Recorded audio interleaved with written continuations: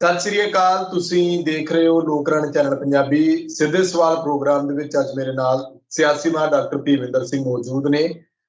ਗੱਲਬਾਤ ਕਿਸਾਨਾਂ ਦੇ ਮਸਲਿਆਂ ਦੇ ਉੱਤੇ ਹੋਏਗੀ। ਇੱਕ ਤਾਂ ਦਿੱਲੀ ਬਾਰਡਰ ਜਿੱਥੇ ਕਿਸਾਨ ਬੈਠੇ ਹੋਏ ਨੇ ਬਾਰਡਰਾਂ ਤੇ, ਉੱਥੋਂ ਕਿਸਾਨ ਆਗੂਆਂ ਨੇ ਇੱਕ ਸ਼ੱਕੀ ਨੂੰ ਫੜ ਕੇ ਪੁਲਿਸ ਦੇ ਹਵਾਲੇ ਕੀਤਾ। ਉਹ ਸ਼ੱਕੀ ਜਿਹਦੇ ਹੱਥ ਦੇ ਉੱਤੇ ਇੱਕ ਨਕਸ਼ਾ ਟਾਈਪ ਕਹਿ ਲਓ ਕਿ ਬਣਿਆ ਹੋਇਆ ਸੀਗਾ।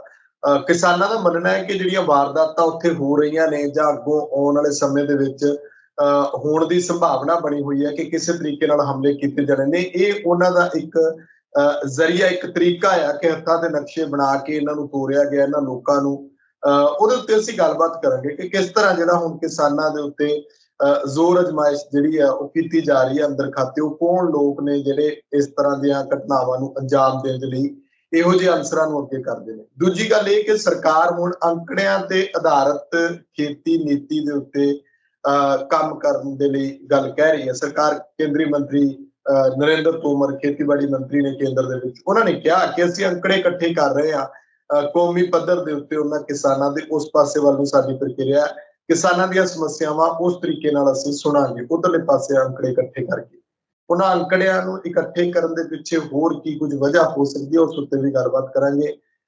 ਤੀਜਾ ਇਹ ਕਿ ਪੰਜਾਬ ਦੇ ਜਿਹੜੇ ਜਨਰਲ ਸਕੱਤਰ ਨੇ ਭਾਜਪਾ ਦੇ, ਉਹਨਾਂ ਨੇ ਕਿਹਾ ਕਿ ਖੇਤੀ ਕਾਨੂੰਨ ਜਿਹੜੇ ਨੇ ਉਹ ਇੱਕ ਵਾਰ ਸੰਸਦ ਵੱਲੋਂ ਜਿਹੜੇ ਉਹ ਪਾਸ ਹੋ ਚੁੱਕੇ ਨੇ, ਇਸ ਕਰਕੇ ਉਹ ਕਿਸੇ ਵੀ ਤਰੀਕੇ ਦੇ ਨਾਲ ਉਹ ਸੰਭਵ ਨਹੀਂ ਕਿ ਉਹਨਾਂ ਨੂੰ ਰੱਦ ਕੀਤਾ ਜਾ ਸਕੇ। ਤਰੀਕਾ ਕੀ ਹੈ ਫਿਰ, ਕਿਸ ਤਰੀਕੇ ਨਾਲ ਰੱਦ ਹੋ ਸਕਦਾ, ਇਸ ਉੱਤੇ ਵੀ ਗੱਲਬਾਤ ਕਰਾਂਗੇ। ਸਵਾਗਤ ਹੈ ਤੁਹਾਡਾ ਡਾਕਟਰ ਸਾਹਿਬ।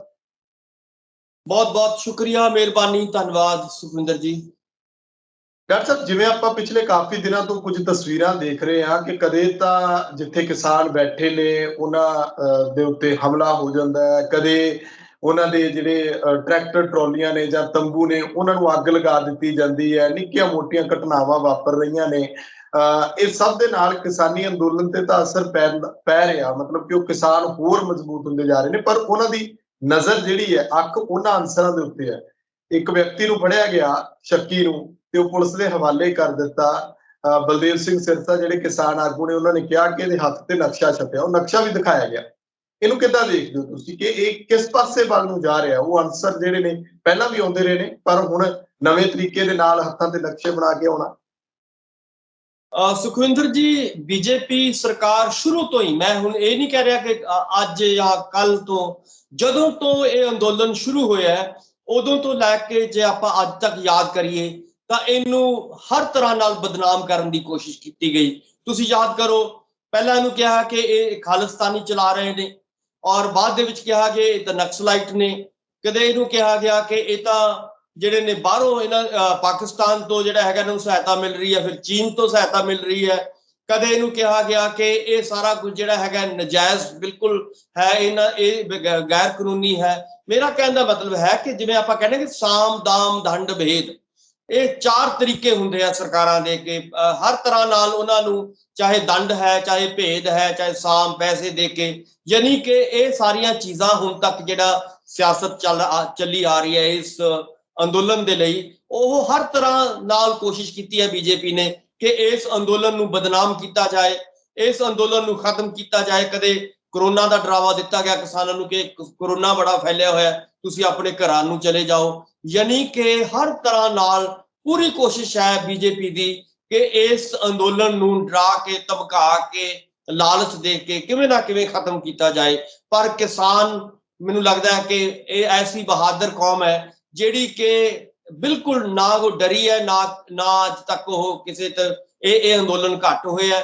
ਇਹ ਲਗਾਤਾਰ ਵਧਦਾ ਜਾ ਰਿਹਾ। ਜਿਵੇਂ ਤੁਸੀਂ ਕਿਹਾ ਕਿ ਜਵੈ ਬਾਣ ਲਾਗਿਓ ਤਵੈ ਰੋਸ ਜਾਗਿਓ, ਜਿੰਨਾ ਇਸ ਅੰਦੋਲਨ ਨੂੰ ਕੁਚਲਣ ਦੀ ਕੋਸ਼ਿਸ਼ ਕਰ ਰਹੀਆਂ ਨੇ ਸਰਕਾਰਾਂ, ਉਹਨਾਂ ਹੀ ਇਹ ਅੱਗੇ ਵਧਦਾ ਜਾ ਰਿਹਾ ਹੈ। ਔਰ ਹੋਰ ਵੱਧ ਤੋਂ ਵੱਧ ਇਹ ਲੋਕ ਜਿਹੜੇ ਨੇ ਇਸ ਅੰਦੋਲਨ ਦੇ ਨਾਲ ਜੁੜਦੇ ਜਾ ਰਹੇ ਨੇ। ਹੁਣ ਸਿਰਫ ਕਿਸਾਨੀ ਦਾ ਅੰਦੋਲਨ ਨਹੀਂ ਰਿਹਾ, ਸਗੋਂ ਇਹ ਆਮ ਲੋਕਾਂ ਦਾ ਅੰਦੋਲਨ ਬਣ ਗਿਆ। ਹੁਣ ਇਹ ਭਾਈ ਲਾਲੋਆਂ ਦਾ, ਜਿਵੇਂ ਬਹੁਤ ਸਾਰੇ ਸਾਡੇ ਲੀਡਰ ਕਹਿ ਰਹੇ ਨੇ ਕਿ ਲਾਲੋਆਂ ਦਾ ਅੰਦੋਲਨ ਹੈ, ਇਹਦੇ ਲਈ ਜਿਹੜੇ ਮਲਕ ਭਾਗੋ ਨੇ ਇਹ ਉਹਨਾਂ ਦੇ ਵਿਰੋਧ ਦੇ ਵਿੱਚ ਖੜਾ ਅੰਦੋਲਨ ਦਿਖਾਈ ਦੇ ਰਿਹਾ।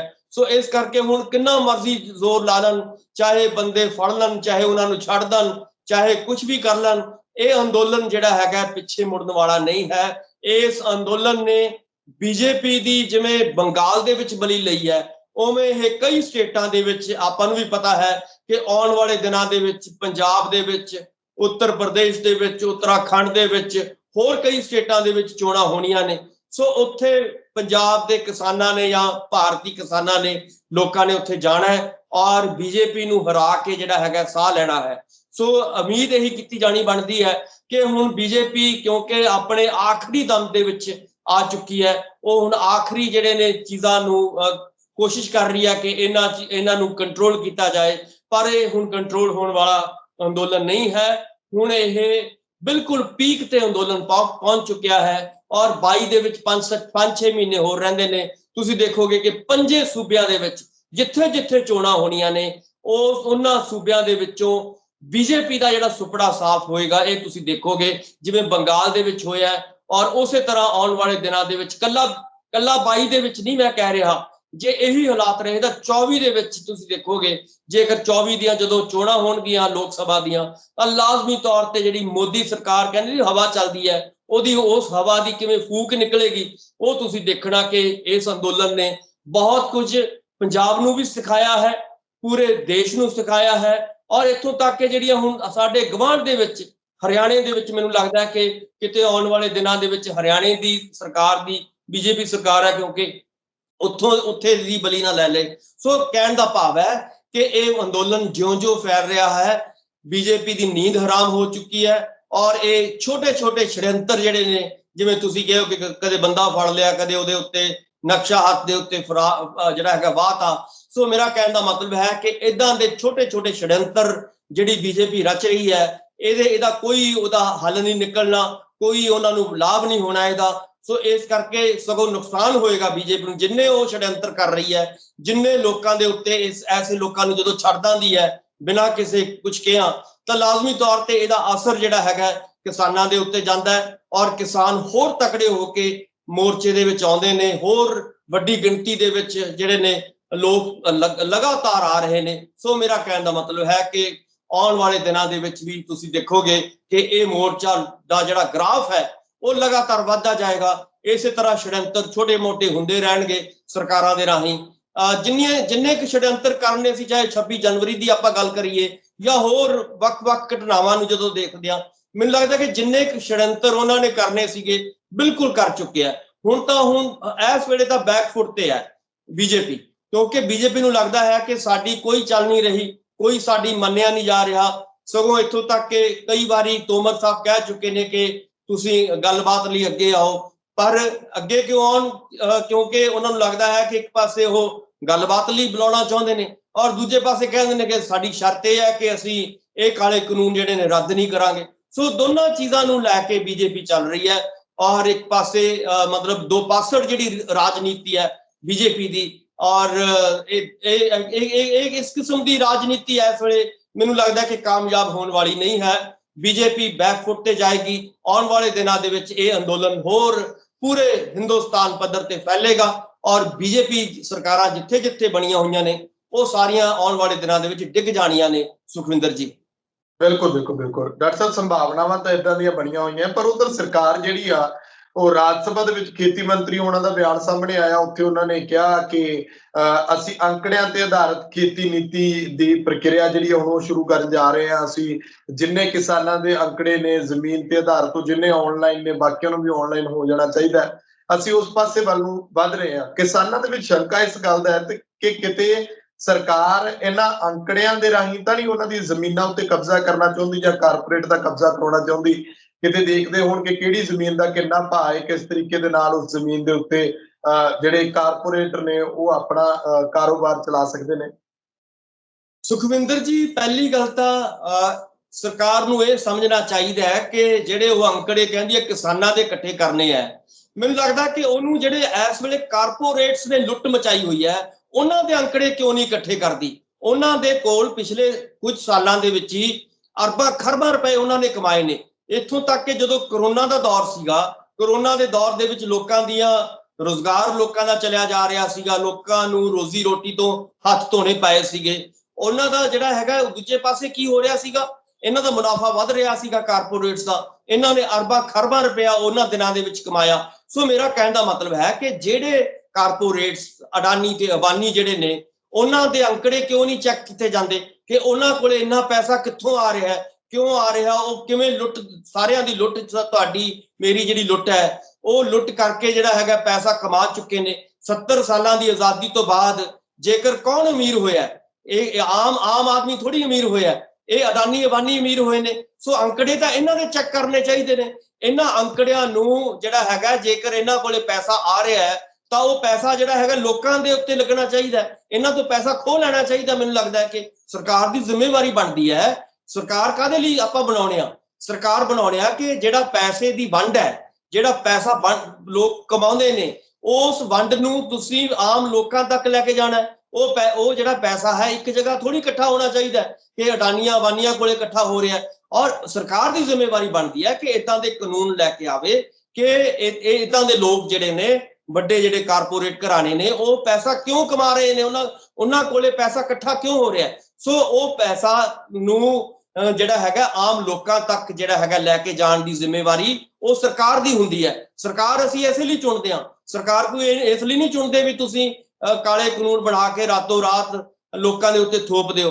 ਇਹਦਾ ਮਤਲਬ ਇਹ ਨਹੀਂ ਹੁੰਦਾ। ਸਰਕਾਰ ਦਾ ਮਤਲਬ ਹੁੰਦਾ ਹੈ ਕਿ ਤੁਸੀਂ ਸਿਸਟਮ ਨੂੰ, ਜਿਹੜਾ ਸੰਵਿਧਾਨ ਬਣਿਆ ਹੈ ਜਿਹੜਾ ਸਾਡਾ ਡਾਕਟਰ ਅੰਬੇਦਕਰ ਨੇ ਸੰਵਿਧਾਨ ਬਣਾਇਆ ਹੈ, ਤੁਸੀਂ ਉਸ ਸੰਵਿਧਾਨ ਦੇ ਮੁਤਾਬਕ ਸਮਾਜ ਨੂੰ ਚਲਾਉਣਾ ਹੈ, ਸਿਸਟਮ ਨੂੰ ਚਲਾਉਣਾ ਹੈ।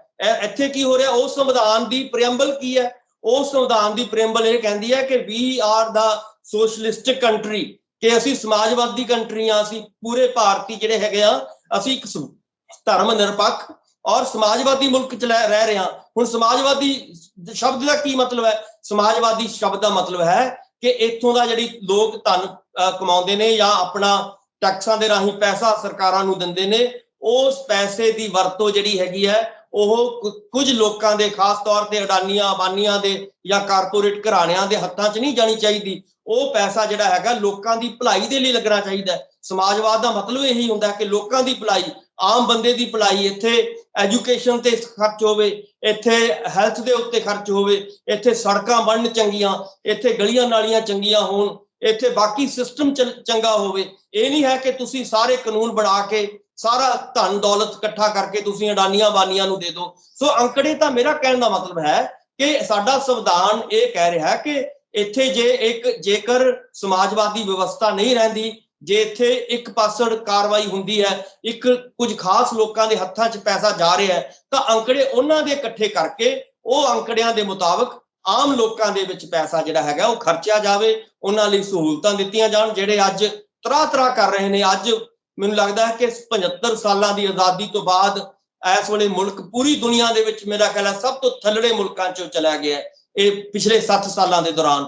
ਸੋ ਕਹਿਣ ਦਾ ਮਤਲਬ ਹੈ ਕਿ ਇੱਕ ਪਾਸੇ ਤਾਂ ਬੀਜੇਪੀ ਨੂੰ ਇਹ ਚਾਹੀਦਾ ਹੈ ਕਿ ਇਦਾਂ ਦੀਆਂ ਜਿਹੜੀਆਂ ਇੱਥੇ ਜਿਹੜੀ ਗੈਰ ਬਰਾਬਰੀ ਪੈਦਾ ਹੋ ਰਹੀ ਹੈ, ਜਿਹੜੀ ਹੈਗੀ ਹੈ, ਜਿਹੜੀ ਸਮਾਜਵਾਦ ਦੀ ਜਿਹੜੀ ਸਾਡੀ ਧਾਰਨਾ ਹੈ, ਸਾਡੇ ਪ੍ਰੀਐਂਬਲ ਦੇ ਵਿੱਚ ਲਿਖੀ ਹੋਈ ਹੈ, ਸਾਡੇ ਸੰਵਿਧਾਨ ਦੇ ਵਿੱਚ ਸਾਡੀ ਲਿਖੀ ਹੋਈ ਹੈ, ਕਿੱਥੇ ਤਾਂ ਉਸ ਚੀਜ਼ ਨੂੰ ਲਾਗੂ ਕਰਨਾ ਤੁਸੀਂ ਸਰਕਾਰਾਂ ਨੇ।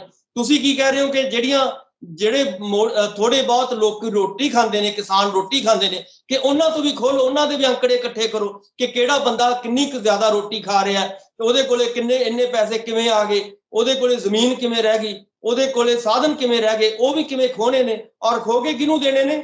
ਅਡਾਨੀਆਂ ਬਾਨੀਆਂ ਨੂੰ ਦੇਣੇ ਨੇ। ਸੋ ਮੇਰਾ ਕਹਿਣ ਦਾ ਮਤਲਬ ਹੈ ਬਿਲਕੁਲ ਉਲਟੇ ਰਸਤੇ ਸਰਕਾਰ ਜਿਹੜੀ ਹੈਗੀ ਹੈ ਪਈ ਹੋਈ ਹੈ। ਸੋ ਇਸ ਨੂੰ ਸੰਵਿਧਾਨ ਦੇ ਮੁਤਾਬਕ ਚੱਲਣਾ ਪਏਗਾ। ਸੰਵਿਧਾਨ ਦੇ ਵਿੱਚ ਜੋ ਲਿਖਿਆ ਹੈ, ਜੋ ਪ੍ਰੀਐਂਬਲ ਦੇ ਵਿੱਚ ਲਿਖਿਆ ਹੈ, ਉਹਦੇ ਮੁਤਾਬਕ ਹੀ ਕਾਨੂੰਨ ਬਣਾਉਣੇ ਚਾਹੀਦੇ ਨੇ। ਔਰ ਜੇਕਰ ਇਹ ਸੰਵਿਧਾਨ ਦੀ ਮਰਿਆਦਾ ਨੂੰ ਖਤਮ ਕੀਤਾ ਜਾ ਰਿਹਾ ਹੈ ਤਾਂ ਲਾਜ਼ਮੀ ਤੌਰ ਤੇ ਇਹਦਾ ਮਤਲਬ ਹੈ ਕਿ ਭਾਰਤੀ ਲੋਕਤੰਤਰ ਦੇ ਉੱਤੇ ਇੱਕ ਵੱਡਾ ਸੰਕਟ ਇਸ ਵੇਲੇ ਆਪਾਂ ਨੂੰ ਦਿਖਾਈ ਦੇ ਰਿਹਾ ਹੈ। ਸੋ ਇਸ ਤੋਂ ਮੈਨੂੰ ਲੱਗਦਾ ਹੈ ਕਿ ਗੁਰੇਜ਼ ਕਰਨ ਦੀ ਲੋੜ ਹੈ। ਸਰਕਾਰਾਂ ਨੂੰ ਆਪਣੀ ਜ਼ਿੰਮੇਵਾਰੀ ਦਾ ਅਹਿਸਾਸ ਹੋਣਾ ਚਾਹੀਦਾ ਹੈ, ਔਰ ਨਹੀਂ ਤਾਂ ਜੇ ਨਹੀਂ ਅਹਿਸਾਸ ਹੋਏਗਾ ਤਾਂ ਲਾਜ਼ਮੀ ਤੌਰ ਤੇ ਜਿਵੇਂ ਆਪਾਂ ਨੂੰ ਵੀ ਪਤਾ ਹੈ ਕਿ ਸ਼੍ਰੀਮਤੀ ਇੰਦਰਾ ਗਾਂਧੀ ਜੀ ਨੇ ਐਮਰਜੈਂਸੀ ਲਗਾਈ ਸੀ 75 ਦੇ ਵਿੱਚ, ਉਹਨਾਂ ਨੂੰ ਸਬਕ ਸਿਖਾਇਆ ਸੀ ਲੋਕਾਂ ਨੇ ਬਾਅਦ ਦੇ ਵਿੱਚ, ਸੋ ਹਰਾਤਾ ਸੀ ਉਹਨਾਂ ਨੂੰ ਬੁਰੀ ਤਰ੍ਹਾਂ। ਸੋ ਨਹੀਂ ਤਾਂ ਉਹੀ ਹਾਲ ਹੋਏਗਾ ਬੀਜੇਪੀ ਦਾ ਆਉਣ ਵਾਲੇ ਦਿਨਾਂ ਦੇ ਵਿੱਚ। 24 ਦੇ ਵਿੱਚ ਤੁਸੀਂ ਦੇਖੋਗੇ ਕਿ ਬੁਰੀ ਤਰ੍ਹਾਂ ਬੀਜੇਪੀ ਨੂੰ ਹਰਾ ਸਕਦੇ ਨੇ ਲੋਕ, ਜਿਹੜੇ ਨੇ ਲੋਕਾਂ ਦੇ ਵਿੱਚ ਬਹੁਤ ਤਾਕਤ ਹੁੰਦੀ ਹੈ, ਕਿਉਂਕਿ ਲੋਕਤੰਤਰ ਹੈ, ਲੋਕਾਂ ਦਾ ਹੈ। ਔਰ ਖਾਸ ਤੌਰ ਤੇ ਜਦੋਂ ਇਸ ਮੁਲਕ ਦਾ ਅੰਨਦਾਤਾ ਹੀ ਸੜਕਾਂ ਤੇ ਬੈਠਾ ਹੋਵੇ ਤਾਂ ਮੈਨੂੰ ਲੱਗਦਾ ਹੈ ਕਿ ਉਸ ਲੋਕਤੰਤਰ ਦੀਆਂ ਧੱਜੀਆਂ ਉੱਡ ਰਹੀਆਂ ਨੇ। ਆਪਾਂ ਦੇਖ ਰਹੇ ਹਾਂ ਕਿ ਦਿੱਲੀ ਦੀਆਂ ਸੜਕਾਂ ਦੇ ਉੱਤੇ ਕਿਸੇ ਕਿਸਮ ਦਾ ਜੋ ਲੋਕਤੰਤਰ, ਸਾਨੂੰ ਡੈਮੋਕ੍ਰੇਸੀ ਦੇ ਨਾਂ ਦੇ ਉੱਤੇ ਜਿਵੇਂ ਸਾਡੇ ਉੱਤੇ ਥੋਪਿਆ ਜਾ ਰਿਹਾ, ਕਿਸਾਨਾਂ ਦੇ ਉੱਤੇ ਜੋ ਚੀਜ਼ ਥੋਪੀ ਜਾ ਰਹੀ ਹੈ ਉਹ ਦਿਖਾਈ ਨਹੀਂ ਦੇ ਰਹੀ। ਸੋ ਇਸ ਕਰਕੇ ਮੈਨੂੰ ਇਹ ਲੱਗਦਾ ਹੈ ਕਿ ਇਸ ਵੇਲੇ ਬੀਜੇਪੀ ਸਰਕਾਰ ਨੂੰ ਆਪਣੀ ਪੀੜ੍ਹੀ ਦੇ ਥੱਲੇ ਜ਼ਰੂਰ ਸੋਟਾ ਫੇਰ ਲੈਣਾ ਚਾਹੀਦਾ ਹੈ। ਜੀ ਸੁਖਵਿੰਦਰ ਜੀ। ਬਿਲਕੁਲ ਬਿਲकुल। ਪਰ ਡਾਕਟਰ ਸਾਹਿਬ, ਮੇਰਾ ਆਖਰੀ ਸਵਾਲ ਹੈ ਕਿ ਇੱਥੇ ਤੁਸੀਂ ਜ਼ਿੰਮੇਵਾਰੀ ਤੈਅ ਕਰਨ ਦੀ ਗੱਲ ਕਰਦੇ ਹੋ, ਸਰਕਾਰਾਂ ਦੇ ਬਿਆਨ ਅੱਗੇ ਤੋਂ ਅੱਗੇ ਵੱਧਦੇ ਜਾ ਰਹੇ ਨੇ। ਬੀਜੇਪੀ ਦੇ ਲੀਡਰ ਜਿਹਦੀ ਮੈਂ ਗੱਲ ਕੀਤੀ ਸੀ ਕਿ ਪੰਜਾਬ ਤੋਂ ਨੇ, ਉਹਨਾਂ ਨੇ ਕਹਿਤਾ ਕਿ ਇਹ ਤਾਂ ਅਸੰਭਵ ਹੈ, ਕਹਿੰਦੇ ਕਿਸੇ ਵੀ ਢੰਗ ਦੇ ਨਾਲ ਜਿਹੜੇ ਸੰਸਦ ਦੇ ਵਿੱਚ ਕਾਨੂੰਨ ਪਾਸ ਹੋਏ ਹੋਣ, ਬਿੱਲ ਪਾਸ ਹੋਏ ਹੋਣ, ਉਹ ਰੱਦ ਨਹੀਂ ਕੀਤੇ ਜਾ ਸਕਦੇ। ਸੁਖਵਿੰਦਰ ਜੀ, ਇਹ ਕਦੇ ਹੋ ਸਕਦਾ ਹੈ ਕਿ ਜਿਹੜੀ ਚੀਜ਼ ਲੋਕਤੰਤਰ ਦੇ ਵਿੱਚ ਲੋਕਾਂ ਦੇ ਲਈ ਬਣਾਈ ਜਾਂਦੀ ਹੈ ਔਰ ਲੋਕ ਹੀ ਉਹਨੂੰ ਪ੍ਰਵਾਨ ਨਹੀਂ ਕਰ ਰਹੇ। ਜੇ ਆਪਾਂ ਕਹਿੰਦੇ ਕਿ ਕਿਸਾਨਾਂ, ਸਰਕਾਰ ਕੀ ਕਹਿ ਰਹੀ ਹੈ ਕਿ ਕਿਸਾਨਾਂ ਦੀ ਭਲੇ ਦੇ ਲਈ ਇਹ ਕਾਨੂੰਨ ਬਣਾਏ ਜਾ ਰਹੇ ਨੇ ਔਰ ਕਿਸਾਨ ਹੀ ਇਹਨੂੰ ਰੱਦ ਕਰ ਰਹੇ ਨੇ। ਸੋ ਮਤਲਬ ਇਹ ਹੈ ਕਿ ਜੇ ਕਿਸਾਨ ਇਸ ਨੂੰ ਰੱਦ ਕਰ ਰਹੇ ਨੇ ਤਾਂ ਇਸ ਕਾਨੂੰਨ ਨੂੰ ਬਣਾਉਣ ਦੀ ਲੋੜ ਕੀ ਸੀ? ਪਹਿਲੀ ਗੱਲ ਤਾਂ ਇਹ। ਔਰ ਜੇ ਬਣਾਤੇ ਤਾਂ ਕਦੇ ਇਹ ਕਿਵੇਂ ਹੋ ਸਕਦਾ ਹੈ ਕਿ ਇਹ ਰੱਦ ਨਾ ਹੋਏ ਹੋਣ? ਤੁਸੀਂ ਇਤਿਹਾਸ ਕੱਢ ਕੇ ਦੇਖ ਲਓ। ਮੈਨੂੰ ਲੱਗਦਾ ਹੈ ਕਿ ਪੂਰੇ 75 ਸਾਲਾਂ ਦੀ ਆਜ਼ਾਦੀ ਤੋਂ ਬਾਅਦ ਕਿ ਕਾਨੂੰਨ ਬਣਾਤੇ ਔਰ ਰੱਦ ਹੋਏ ਨੇ, ਬੜੇ ਰੱਦ ਹੋਏ ਨੇ। ਐਸੀ ਗੱਲ ਨਹੀਂ ਹੈ ਕਿ ਕਾਨੂੰਨ ਬਣਾਏ ਜਾਂਦੇ ਆ। ਤੁਸੀਂ ਐਮਰਜੈਂਸੀ ਦੀ ਮੈਂ ਗੱਲ ਕੀਤੀ ਸੀਗੀ, ਇੰਦਰਾ ਗਾਂਧੀ ਜੀ ਨੇ ਤਾਂ ਐਮਰਜੈਂਸੀ ਲਾਤੀ ਸੀ ਕਿ ਕੋਈ ਬੋਲ ਨਹੀਂ ਸਕਦਾ ਕੁਝ। ਉਹਨਾਂ ਨੂੰ ਵਾਪਸ ਮੁੜਨਾ ਪਿਆ ਕਿ ਨਹੀਂ? ਉਹਨਾਂ ਨੂੰ ਐਮਰਜੈਂਸੀ ਤੋਂ ਜਿਹੜਾ ਹੈਗਾ ਵਾਪਸ ਹੱਥ ਧੋਣੇ ਪਏ ਔਰ ਆਪਣੀ ਸੱਤਾ ਵੀ ਉਹਨਾਂ ਦੀ ਜਾਂਦੀ ਰਹੀ। ਸੋ ਕਹਿਣ ਦਾ ਮਤਲਬ ਹੈ ਕਿ ਇਦਾਂ ਦੇ ਕਾਲੇ ਕਾਨੂੰਨ ਜਿਹੜੇ ਹੈਗਾ, ਇਦਾਂ ਦੇ ਇਸ ਨੂੰ ਸੋਚ ਸਮਝ ਕੇ ਜਿਹੜਾ ਹੈਗਾ ਕਰਨਾ ਚਾਹੀਦਾ ਸੀਗਾ, ਪਹਿਲੀ ਗੱਲ ਤਾਂ। ਪਰ ਜੇ ਕਰਤੇ ਤਾਂ ਰੱਦ ਹੋਣ ਦਾ ਜਿਵੇਂ ਇਹ ਲਾਗੂ ਕੀਤੇ ਨੇ ਉਵੇਂ ਰੱਦ ਹੋ ਜਾਣਗੇ। ਇਹ 'ਚ ਕੀ ਗੱਲ ਹੈ ਕਿ ਤੁਸੀਂ ਅੱਜ ਪੇਸ਼ ਕਰੋ। ਤੁਸੀਂ ਅੱਜ ਹੁਣ ਵਿਧਾਨ ਸਭਾ ਆਪਣਾ ਪਾਰਲੀਮੈਂਟ ਸੈਸ਼ਨ ਚੱਲ ਰਿਹਾ ਹੈ, ਹੁਣ ਤੁਸੀਂ ਅੱਜ ਲੈ ਕੇ ਜਾਓ, ਅੱਜ ਹੀ ਉਹਦਾ ਇੱਕ ਦਿਨ 'ਚ ਖਾਰਜ ਹੋ ਸਕਦੇ ਆ। ਤੁਸੀਂ ਉੱਥੇ ਵਿਪੀ ਪੇਸ਼ ਕਰਨੀ ਹੈ ਨਾ ਕਿ ਭਾਈ ਆਹ ਸਾਡੇ ਕਾਨੂੰਨ ਅਸੀਂ ਗਲਤੀ ਨਾਲ ਜਿਹੜੇ ਸੀਗੇ ਪੇਸ਼ ਕਰਤੇ, ਅਸੀਂ ਵਾਪਸ ਲੈਂਦੇ ਹਾਂ। ਉਹ ਰਾਤੋਂ ਰਾਤ ਜਿਵੇਂ ਪਹਿਲਾਂ ਲਾਗੂ ਹੋਏ ਸੀ ਹੁਣ ਉਹ ਵਾਪਸ ਹੋ ਜਾਣਗੇ। ਸੋ ਏਡੀ ਵੱਡੀ ਕੋਈ ਗੱਲ ਨਹੀਂ ਹੈ। ਜਾਣ ਕੇ ਕਹਿਣ ਦੀਆਂ ਗੱਲਾਂ ਨੇ ਕਿ ਹੁਣ ਵਾਪਸ ਨਹੀਂ ਹੁੰਦੇ। ਬਿਲਕੁਲ ਸਾਰਾ ਕੁਝ ਹੋ ਸਕਦਾ ਹੈ। ਦੁਨੀਆ 'ਚ ਐਸੀ ਕੋਈ ਚੀਜ਼ ਨਹੀਂ ਹੈ ਜਿਹੜੀ ਅਸੰਭਵ ਹੋਵੇ, ਇੰਪੋਸੀਬਲ ਹੋਵੇ। ਹਰ ਚੀਜ਼ ਪੋਸੀਬਲ ਹੈ। ਜੇ ਇਹ ਬਣ ਸਕਦੇ ਨੇ ਤਾਂ ਇਹ ਰੱਦ ਹੋ ਸਕਦੇ ਨੇ। ਸੋ ਇਹ ਜਿਹੜੇ ਲੀਡਰ ਨੇ ਬੀਜੇਪੀ ਦੇ, ਜਾਣ ਬੁੱਝ ਕੇ ਲੋਕਾਂ ਨੂੰ ਦੇ ਵਿੱਚ ਜਿਹੜਾ ਹੈਗਾ ਡਰ ਪੈਦਾ ਕਰਨ ਦੇ ਲਈ, ਲੋਕਾਂ ਨੂੰ ਇਹ ਦੱਸਣ ਦੇ ਲਈ ਕਿ ਅਸੀਂ ਬਹੁਤ ਸਖਤ ਹਾਂ ਔਰ ਅਸੀਂ ਬੜੇ ਜਿਹੜੇ ਹੈਗੇ ਸਾਡੇ 'ਚ ਬੜਾ ਹੰਕਾਰ ਹੈ। ਸੋ ਇਦਾਂ ਦੀਆਂ ਗੱਲਾਂ ਜਿਹੜੀਆਂ ਨੇ ਲੋਕਾਂ ਨੂੰ ਸਮਝਾਉਣ ਦੀ ਕੋਸ਼ਿਸ਼ ਕਰ ਰਹੇ ਨੇ। ਪਰ ਲੋਕ ਹੁਣ ਸਮਝ ਚੁੱਕੇ ਨੇ ਔਰ ਲੋਕ ਮੈਨੂੰ ਲੱਗਦਾ ਹੈ ਕਿ ਆਉਣ ਵਾਲੇ ਦਿਨਾਂ ਦੇ ਵਿੱਚ ਬੀਜੇਪੀ ਨੂੰ ਮੂੰਹ ਨਹੀਂ ਲਾਉਣਗੇ, ਖਾਸ ਤੌਰ ਤੇ 22 ਦੀਆਂ ਚੋਣਾਂ ਦੇ ਵਿੱਚ ਔਰ 24 ਦੀਆਂ ਚੋਣਾਂ ਦੇ ਵਿੱਚ ਚੰਗੀ ਤਰ੍ਹਾਂ। ਜੇਕਰ ਇਹ ਕਹਿ ਰਹੇ ਨੇ ਕਿ ਸੰਭਵ ਨਹੀਂ ਹੈ, ਕੋਈ ਗੱਲ ਨਹੀਂ ਸੀ ਤਾਂ 24 ਤਾਂ ਆਉਣੀ ਆਉਣਾ। 24 ਤਾਂ ਇਹ ਉਸ ਤੋਂ ਬਾਅਦ ਤਾਂ ਨਹੀਂ ਰੋਕ ਸਕਦੇ। ਜੇ ਸਰਕਾਰ ਹੀ ਉਹਨਾਂ ਨੇ ਤਖਤਾ ਹੀ ਪਲਟਤਾ ਲੋਕਾਂ ਨੇ ਤਾਂ ਲਾਜ਼ਮੀ ਤੌਰ ਤੇ ਆਟੋਮੈਟਿਕਲੀ ਇਹ ਜਿਹੜਾ ਹੈਗਾ ਕਾਨੂੰਨ ਬਦਲੇ ਜਾਣਗੇ। ਕੋਈ ਐਸੀ ਗੱਲ ਨਹੀਂ ਹੈ। ਔਰ ਮੈਨੂੰ ਲੱਗਦਾ ਹੈ ਕਿ ਏਕਤਾ ਤੇ ਸੰਘਰਸ਼ ਇਸ ਵੇਲੇ ਕਿਸਾਨਾਂ ਨੂੰ ਇਹੀ ਚਾਹੀਦਾ ਹੈ ਕਿ ਏਕਤਾ ਤੇ ਸੰਘਰਸ਼ ਜਿਹੜਾ ਹੈਗਾ ਜਾਰੀ ਰੱਖਿਆ ਜਾਏ। ਔਰ ਜਿੰਨਾ ਏਕਤਾ ਹੋਏਗੀ, ਜਿੰਨਾ ਸੰਘਰਸ਼ ਹੋਏਗਾ, ਉਹਦੇ ਨਾਲ ਉਨਾ ਹੀ ਜਿਹੜਾ ਹੈਗਾ ਇਸ ਸੰਘਰਸ਼ ਨੂੰ ਤਾਕਤ ਮਿਲੇਗੀ। ਔਰ ਜੇ ਜਿੰਨੀ ਤਾਕਤ ਮਿਲੇਗੀ ਉਨਾ ਹੀ ਦਬਾਅ ਜਿਹੜਾ ਹੈਗਾ ਬੀਜੇਪੀ ਦੇ ਉੱਤੇ ਜ਼ਿਆਦਾ ਬਣੇਗਾ। ਔਰ ਜਿੰਨਾ ਦਬਾਅ ਜ਼ਿਆਦਾ ਬਣੇਗਾ ਉਨੀ ਛੇਤੀ ਇਹ ਮਸਲੇ ਜਿਹੜੇ ਨੇ ਹੱਲ ਹੋ ਸਕਦੇ ਨੇ। ਜੀ ਸੁਖਵਿੰਦਰ ਜੀ। ਸ਼ੁਕਰੀਆ ਡਾਕਟਰ ਸਾਹਿਬ, ਧੰਨਵਾਦ ਸਾਨੂੰ ਸਮਾਂ ਦੇਣ ਦੇ ਲਈ। ਬਹੁਤ ਬਹੁਤ ਮਿਹਰਬਾਨੀ, ਸ਼ੁਕਰੀਆ, ਧੰਨਵਾਦ। ਸੋ ਮੇਰੇ ਨਾਲ ਮੌਜੂਦ ਸਨ ਸਿੱਧੇ ਸਵਾਲ ਪ੍ਰੋਗਰਾਮ ਦੇ ਵਿੱਚ ਸਿਆਸੀ ਮਾਹਰ ਡਾਕਟਰ ਭੀਮਿੰਦਰ ਸਿੰਘ। ਕਿਸਾਨਾਂ ਦੇ ਮਸਲੇ ਦੇ ਉੱਤੇ ਅਸੀਂ ਗੱਲਬਾਤ ਕੀਤੀ ਹੈ। ਤੁਸੀਂ ਆਪਣੇ ਵਿਚਾਰ ਕਮੈਂਟ ਜ਼ਰੂਰ ਕਰਿਓ। ਲੋਕ ਰਾਣੇ ਚੈਨਲ ਪੰਜਾਬੀ ਨੂੰ ਸਬਸਕ੍ਰਾਈਬ ਕਰੋ। ਮੈਨੂੰ ਇਜਾਜ਼ਤ ਦਿਓ। ਧੰਨਵਾਦ।